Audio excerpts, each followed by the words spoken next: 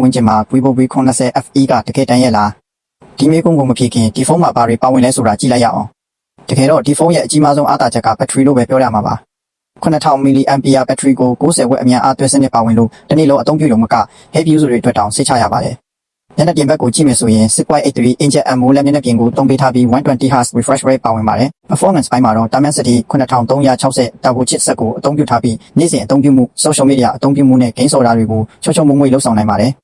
ကင်မရာပိုင်းမှာတော့200 megapixel OIS main camera ပါဝင်ပြီးအသေးစိတ်ပုံရိပ်တွေကိုဖမ်းယူနိုင်တယ်လို့ 4K ဗီဒီယိုတွေလည်းရိုက်ကူးနိုင်ပါတယ် selfie camera ကလည်း32 megapixel ပါဝင်ပါတယ်ဒါလည်းမကသေးဘူး IP68 IP69 ကရေဆိုခံဖုန်းတန်းခံစနစ်တွေပါထည့်ပေးထားပါတယ်အားနည်းချက်အနေနဲ့ plastic body ဖြစ်လို့ကန်ရတာ premium fee တော့ရမှာမဟုတ်ပါဘူးဒါပေမဲ့30ဝန်းကျင်ဈေးတန်းမှာ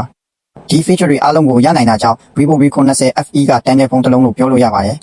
မိတ်ဆွေတို့အနေနဲ့ရော premium fee အပြည့်ရမယ့်ဈေးနှုန်း8သိန်းလောက်ပဲကွာတဲ့ Vivo V90 ကိုရွေးမလားဒါမှမဟုတ် V90 FE ကိုပဲရွေးမလား comment မှာဖြေခဲ့ကြပါဦး